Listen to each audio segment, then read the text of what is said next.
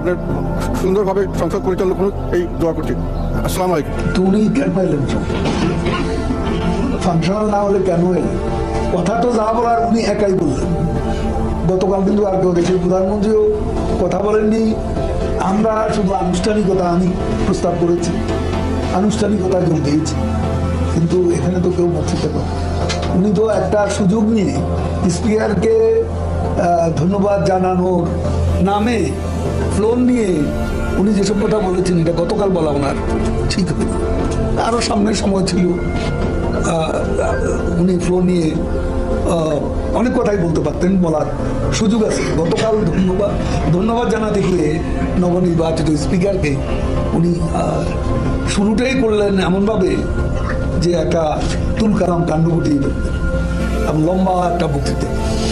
বিষয়টা হলো ধন্যবাদ জানানো। এটা এত লম্বা ভাষণের জন্য ওনাকে আহ্বান জানানো হয়। উনি নিয়ম লঙ্ঘন করে কথা বলছেন।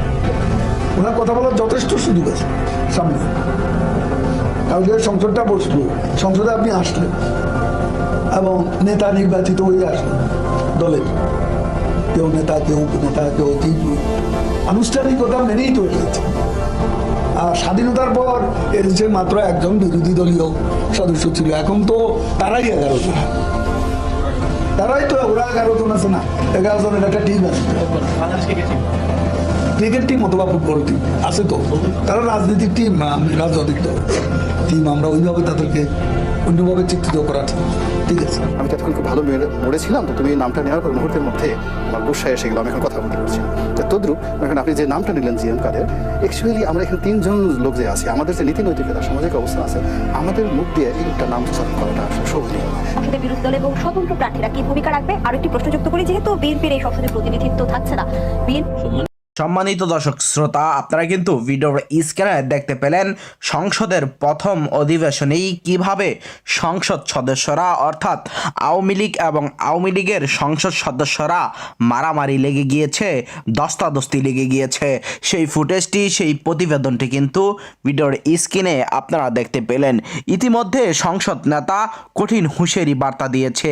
ইতিমধ্যে বলেছে সংসদে যারা মারামারি করেছে তাদেরকে আইনগত ব্যবস্থা নেবে, এমনকি তাদের সংসদ সদস্য বাতিল করে দেওয়ারও কিন্তু হুঁশিয়ারি বার্তা দিয়েছে। তো দর্শক শ্রোতা, ভিডিওর স্ক্রিনে কিন্তু আপনারা দেখতে পেলেন সংসদে কিভাবে মারামারি, ধস্তাধস্তি, টানাটানি লেগে গিয়েছে। সেই ফুটেজটি, সেই প্রতিবেদনগুলো কিন্তু ভিডিওর স্ক্রিনে আপনারা দেখতে পেলেন।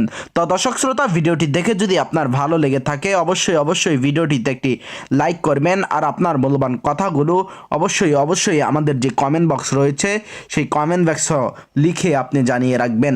তো দর্শক শ্রোতা, আপনি যদি চ্যানেলে নতুন হয়ে থাকেন তাহলে অবশ্যই চ্যানেলটি সাবস্ক্রাইব করে পাশে থাকা যে বেল বাটনটি রয়েছে সে বেল বাটনটি বাজিয়ে রাখবেন।